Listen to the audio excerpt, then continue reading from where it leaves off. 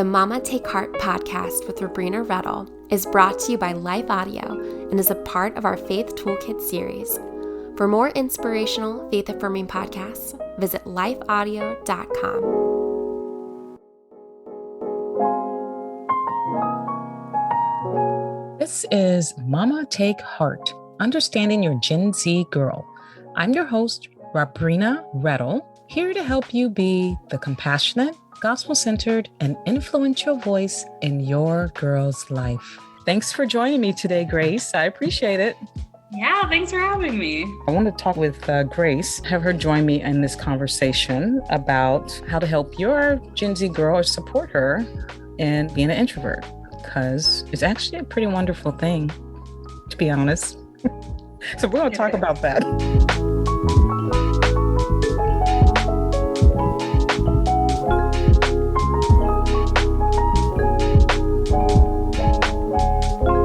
Grace is an educator with a bachelor's degree in secondary English and language arts education from the University of Nebraska-Lincoln. She has been working professionally with elementary, middle, and high school students for 8 years as a tutor, mentor, and teacher. Grace also volunteered in youth ministry with middle and high school girls for 6 years. Currently, she works for Lincoln Public Schools and serves with her church in the Young Professionals Ministry. Her hobbies include reading, creative writing, playing the ukulele and cello, and geeking out over various forms of pop culture. And now that she's in her 20s, we have an intergenerational friendship. When we served together in ministry for middle school girls, and I was the 6th grade teacher, so I was mom. And then they would promote in 7th grade. Did you have 7th and 8th grade? Yeah. Okay. So 7th and 8th grade, they would promote to 7th and 8th grade, and they went to the big sister because Grace is more like a big sister. It's the age difference.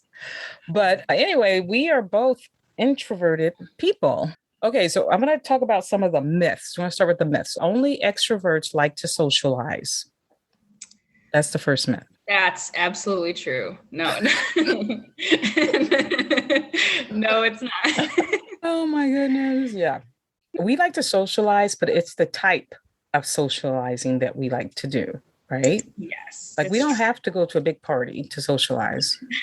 Definitely not. I think, I think it's definitely like quality over quantity. Yes. Yeah. And also, it's not usually like socializing just for the sake of socializing. I actually had an event last week that was like a fun taco night, It was like taco night, with ground beef and all that stuff, all the shredded cheese and whatnot. Getting ready for the taco night, I was telling my friend, I was like, well, I only really want to go if like I have a close friend who's going. And she was like, why? She's like, you should just go and vibe. Okay. She's very extroverted. Extroverted. Just go and vibe. I'm like, I don't know what that means. You're like, I don't vibe. I don't vibe. I have intentional conversations. Yes. Yeah. Yes, that is true. For me, I don't necessarily like small talk. I can have small talk. And, small talk has its benefits because that's kind of how you get around to knowing whether or not you have something in common with a person. Yeah. But having several small talk type conversations, it's not, and that's what a lot of parties are. It's not something that I enjoy. Well, like networking, I mean, that's the hard part. Like schmoozing is not great. I mean, it's just boring. It's like not the kind of conversation that I enjoy having. I don't know. I can do it. Mm-hmm. I'm a PK, I can schmooze if I need to. Yeah. But it's not that's not how you, to me, like build like authentic connections or anything. There you go. That's me too. I prefer to build. I feel feels very put upon, like very false for me to do that. I think for other people, it's a lot more natural and they think of it as normal. Mm-hmm. But when I schmooze or, network, it feels very like, it definitely feels like a performance. Mm-hmm. Yeah. So authenticity is kind of missing. Right. Okay. So the next one is introverts don't take risks. That's the other myth, which it depends because I'm not a risky behavior person, but if I do take a risk, it's going to be a calculated risk. So it's going to be something I think through. Well, you're like, I'm willing to take this risk. Right. I mean, through it. Yeah. Not like a spontaneous risk. Right. And that might just be me. I am not a very spontaneous person.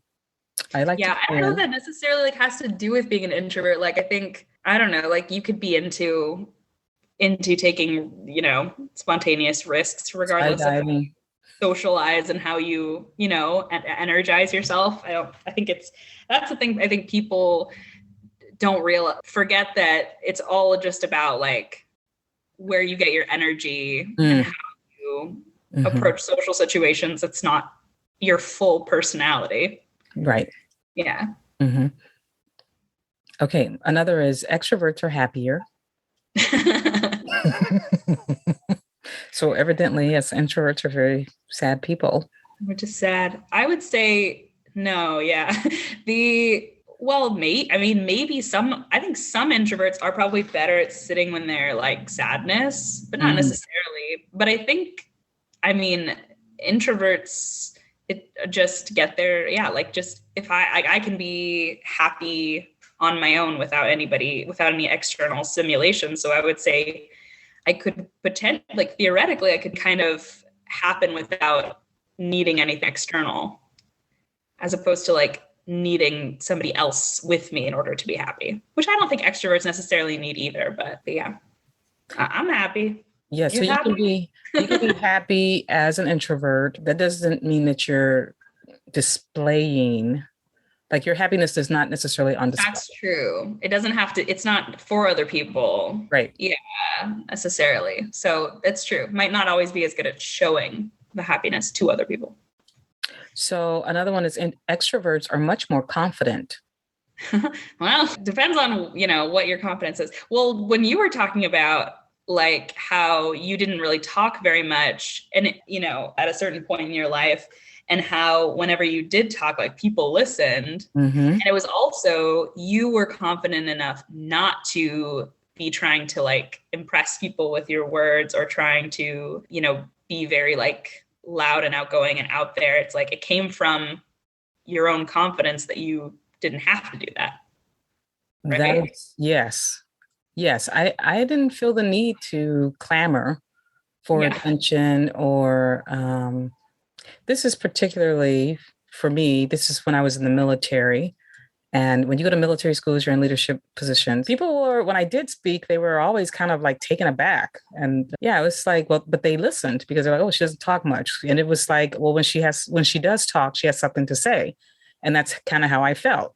Like I didn't need to get a lot of attention, but when I spoke, it was because I was saying something worth listening to. And they began to understand that. So it doesn't necessarily have much to do with confidence, really. No, I don't think no. Okay, and then the next one was funny. It goes with what we were just talking about. Introverts are quiet. Well, yes, we are.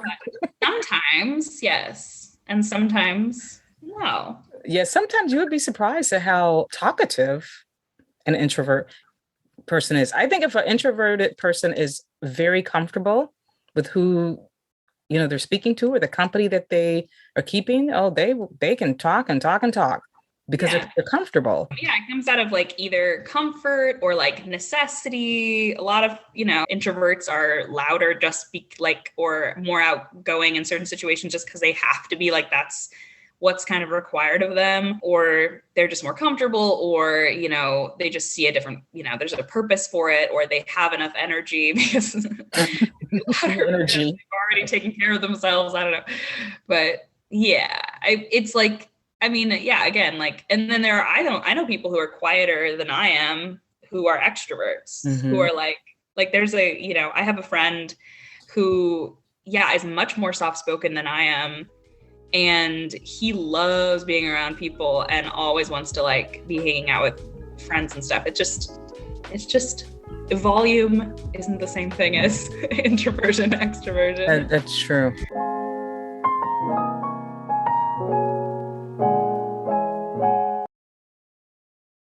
Now we're going to talk about, I guess, some of the challenges.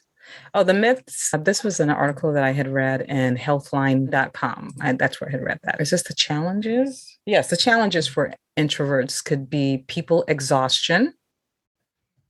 That is true for me. Introverts, they get their energy or rejuvenated from the inside. Mm-hmm. So from quiet time, alone time, that kind of helps us recharge. Just like if your phone, you've been using your phone all day and your phone is starting to die, then you charge your phone and just let it charge. You don't necessarily have to pick it up and use it. You're just letting it charge. That's basically how it is for introverts. We just have to have that recharge time. And that means that we're not in conversation, or if we are in conversation, it's with someone who understands how to respect our introversion. They're a little quiet with us and just talk, just every once in a while, but it's not an ongoing conversation, constant. Yeah. That's how it is for me. Yeah. It can definitely be exhausting. I think this is, for me, I have like an added component of this where like I have social anxiety disorder. And so I don't think all introverts have that. And I don't think that extroverts are like immune from that. But it definitely kind of goes hand in hand with it, because for me, it's hard sometimes if I don't have the time to take care of my mental health and like process things intentionally, then all of my worries about socialization, like all of my worrying that I messed up, worrying about all of my interactions. And, if I have too much interaction without time to process it in a healthy way, then it can be just like very destructive to my mental health, and it can be very like exhausting. Mm-hmm. So yeah, like I've experienced that before where like if I do so many social things, at some point I just have kind of a little breakdown where I'm just like, oh, nobody wants to see me. I'm a horrible person and I'm a failure. And then you have to like process it all to figure it out. So it's easier to think ahead and ration sort of the time that you're going to be around people so that you can process it in a healthy way instead of overdoing it. Mm-hmm. Yeah. Another thing is that we can get interrupted easily. Yes. Yes, because a lot of times we're thinking or processing, as you were talking about processing, we're processing what was said or even our environment, and we're starting to say something, or even in the middle. I've been interrupted in the middle of expressing myself. And so that's another challenge for us, getting interrupted easily. Yeah, I know. I always it does get irritating. Like when people try to guess what you're thinking as you're processing, because also they're always wrong. Like I've never had somebody guess what I'm thinking correctly. I think one time, like my mom guessed what I wanted to eat. Other than that, nobody ever knows what I'm thinking. So just let me think. Just let me tell you. Just right. Wait. Be patient. Okay. Just be patient.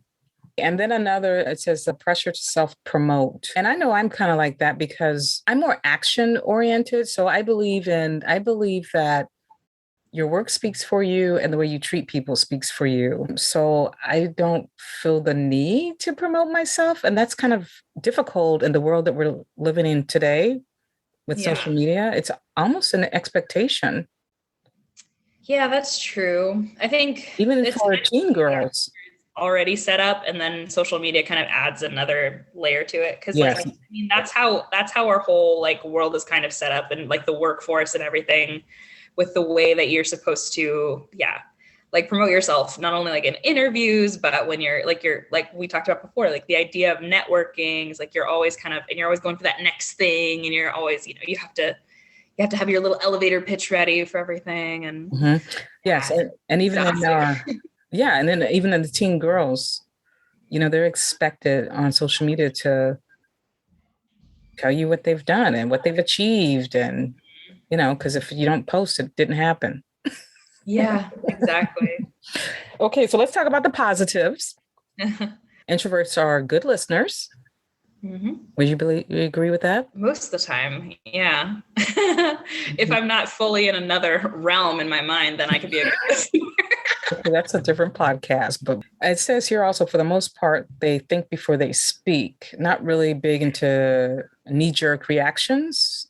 They kind of want to think about what they're going to say before they say it. They're observant. Yeah, so when my daughter is also an introvert, Savannah, and there are levels of introversion because people think that she's an extrovert, but she's not an extrovert. And she will tell you that, no, I'm not an extrovert.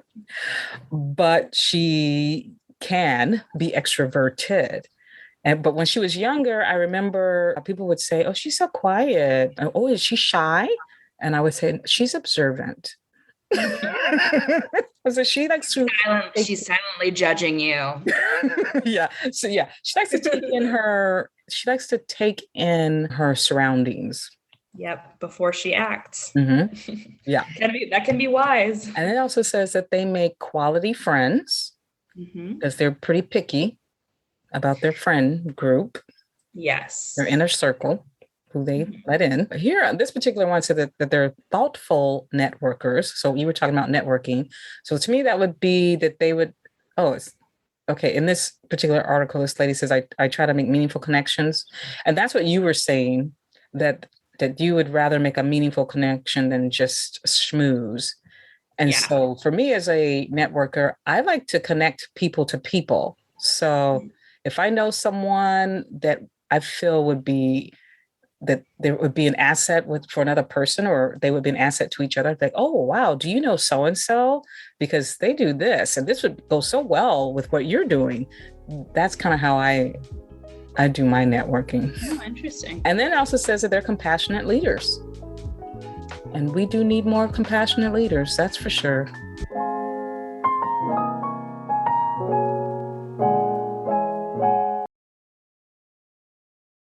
Okay, so why don't you, as an introvert, talk to the parents about how, because your home was it primarily extroverts? It was. Quite a few extroverted people in your family, your immediate family.